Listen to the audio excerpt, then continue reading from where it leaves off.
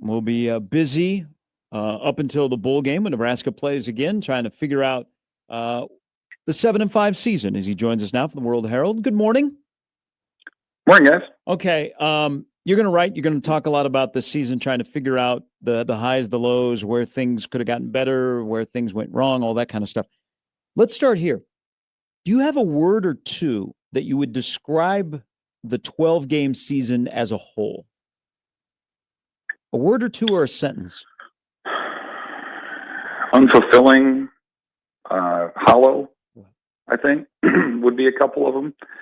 And you just think there were so many chances for that big win to happen, to sort of validate the hype, validate the progress that was being touted, and it just didn't happen. Like, it does feel unsatisfying when your best wins are maybe Cincinnati in August, maybe Northwestern in October.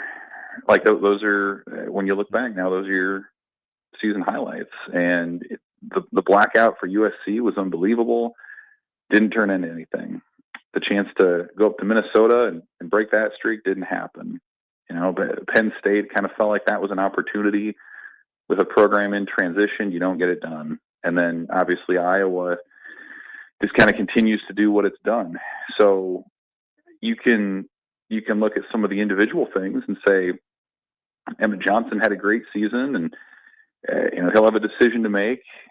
You could say the offensive line, I think, probably played its best football down the stretch, which is something. But there were just no big results to celebrate. It felt like the team as a whole did not get better in the month of November. It went the other way for the most part.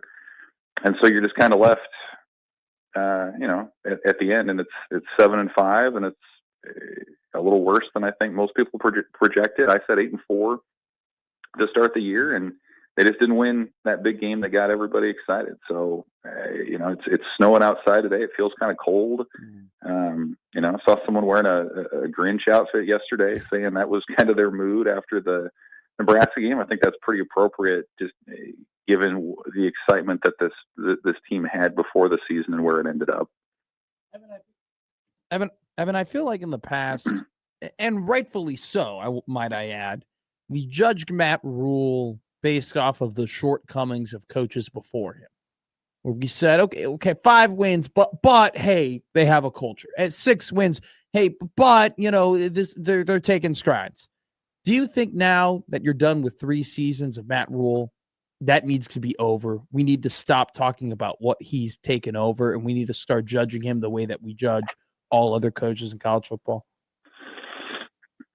Yeah, I think we're to that point. I mean, there's really nothing left from the previous regime that you're talking about here. I mean, some of the best players on Nebraska's roster this year were guys who were part of the previous staff too. And they have all the facilities they want. Matt Rhule has said, in terms of resources, they're wanting for nothing at this point. We'll see how that plays out in portal season here in a month or so. But yeah, I mean, there's really no built-in excuses at this point. I think, to me, it comes down to different, almost like assessing performance in different areas. And the area that he's been really good in is building the brand with the podcasts, with the press conferences, spreading the good news of Nebraska. He's outstanding at that piece of it. I think the piece that still needs to come together is the football identity piece, and figuring out what do you want to be good at, what do you want to build your team around. I talk about this with Sam a lot, but a lot of the leaders on this team are defensive backs and wide receivers, and is that really what you want the guts of your program to be? And those are good players and great guys and great leaders.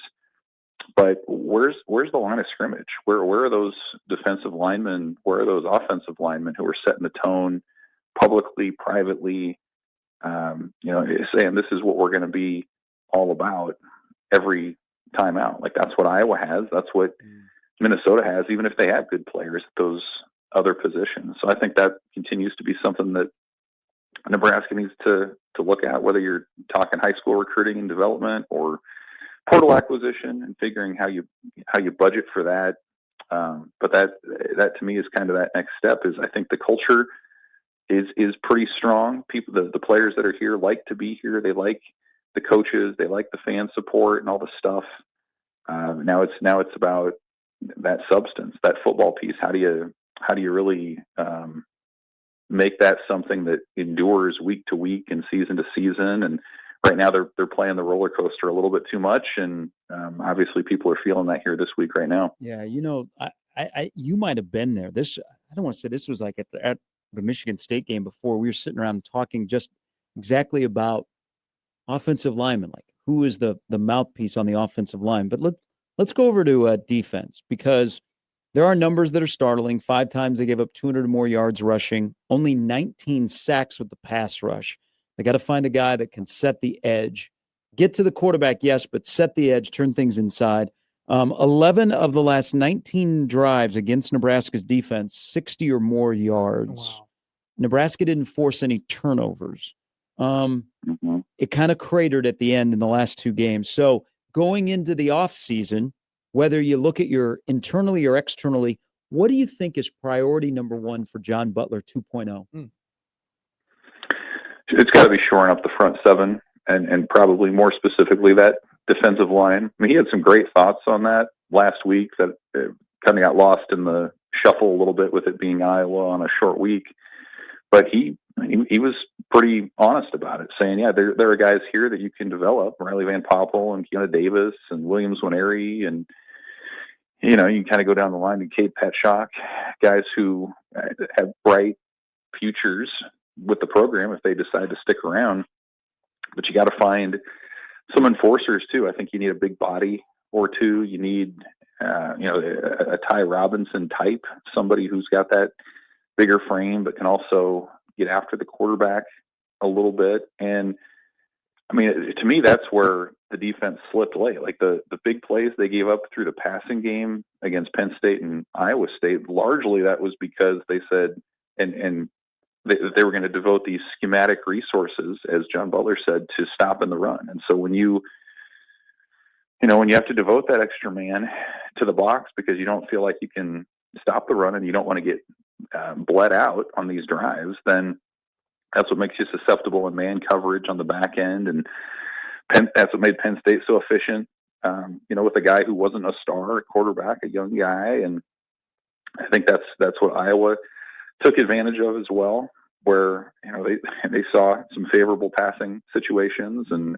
especially to their tight end Boname, they were able to capitalize with him. So, like, to me, that was not the secondary regressing. And I know Sierra Wright put a lot of that on his own shoulders, and he missed on the one corner blitz, but I think that was a situation where Nebraska put his secondary in a bad spot because it had no choice but to go all in to stop the run. And that was the part that probably regressed the most this year, and that was the part maybe most frustratingly that was an area of concern before the year. I think any casual fan would have said, yeah, defensive line's probably that spot where you're a little bit unsettled, and they were able to patch over it, I think, for a lot of the year when they were playing teams that weren't great rushing offenses.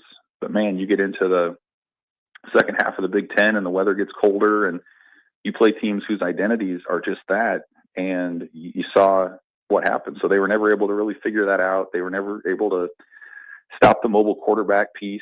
You saw that again on Friday. The red zone struggles continued, where whenever an opponent got inside that 20, like, the chances were very high that they were going to finish it with a touchdown. So I think it's got to be where it starts. If you have a decent front line, then that allows you to be more multiple in the defenses that you have. And I think they were very limited in that regard down the stretch with some bad matchups, especially against Penn State and Iowa.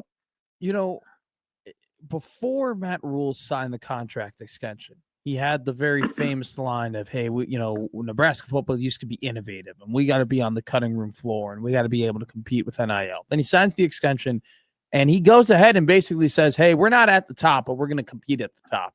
Evan, how much different would the vibe be about next season if Matt Rhule didn't say that? If Matt Rhule didn't come out and say, "Hey, we got money in the portal, we're going to go and spend big money in the portal," how much different would the vibe for next season be?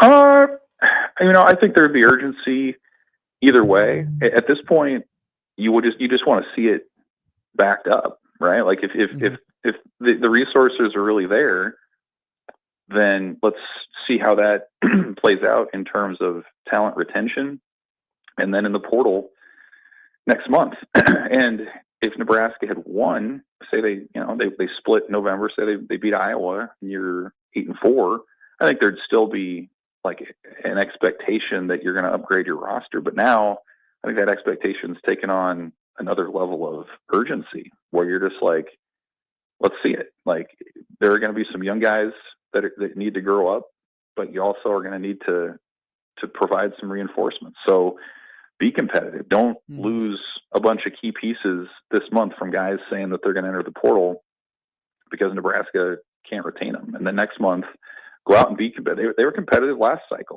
winter on a number of linemen on both sides of the ball, and they lost out to a lot of them to other places that are as well resourced or probably were better resourced at that time. Now the rev share piece is in there.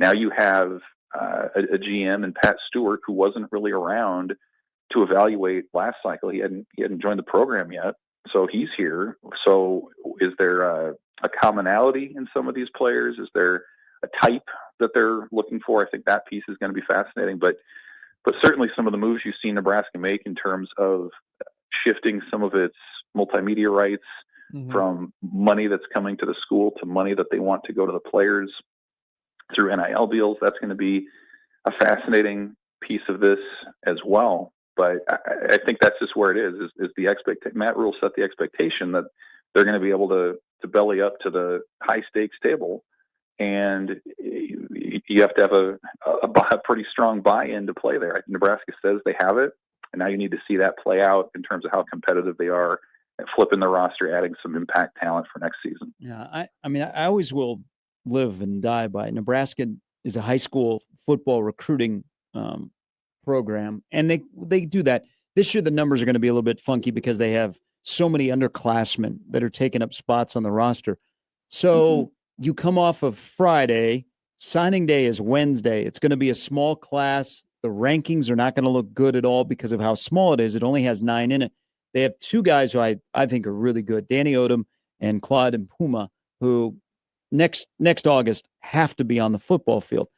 So Rhule says unacceptable right away. We were all in that room post-game, Evan, on Friday. But then he said another thing, and he's got to sell a little bit.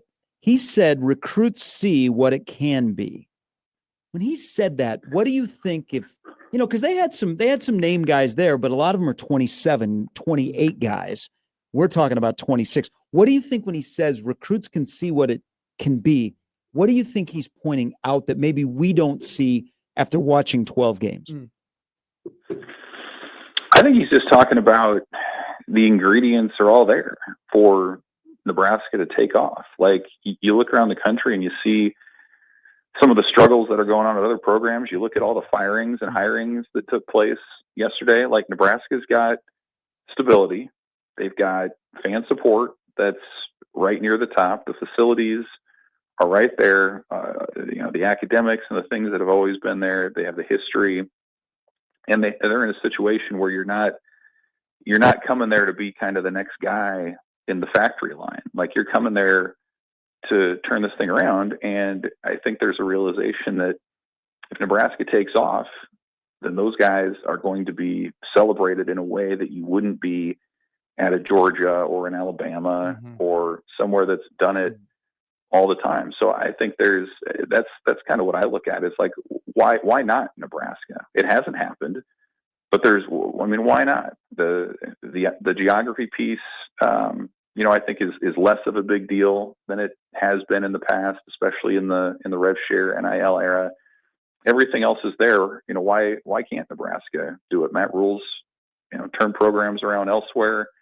You have an accomplished offensive coordinator in Dana Holgerson. You've got, your special teams are in good shape right now. Those seem to be on the rise. So I think that's kind of what you look at and say, if you're a coach talking to a recruit, you're saying, come into this situation. We believe in your talent, and you can upgrade what we're doing, and this thing can take off in a special way. So I think that's the message that not every recruit's going to buy into that. Not everyone wants to be a part of that. Some want to join an established winning situation, but I think the ones that are coming to Nebraska, like those are the guys that are locked in. I mean, the Trey Taylors and some of those 27 guys are really, I think, committed to turning this thing around, and it's in a way that you can't have maybe at places that have been more traditional winners lately.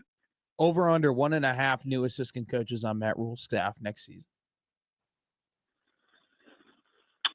I'll take the over on that. Where it plays out, I think, remains to be seen. But I think one thing you can say about Matt Rhule at his time in Lincoln and at previous stops is he's self-aware enough of the program to see where the areas of weakness are, and bold enough to make changes on those. Obviously, you hire an offensive coordinator last November the way you did with Holgerson. That was unorthodox. And so I think it might not happen right away, but he's someone who's going to look back and evaluate the strengths and the weaknesses of this team this season. And you can tell him in the post game, he was burned by what happened. I think he was genuinely disillusioned by what happened to Penn State, even though there wasn't really a lot of time to process that. And then certainly the Iowa game too. So I would anticipate some changes. Maybe that's a mutual parting of ways, or however what they want to frame some of these moves. But he's had a history of, shaking things up when they need to be. And I think that's probably the spot that they're in after a pretty disappointing 7-5. Yeah. Hey, great stuff, Evan. I appreciate it. I know you're writing a lot about a wrap on this season. Always appreciate the time, my friend. Appreciate you guys. Yep. That's Evan Bland. There's some good stuff.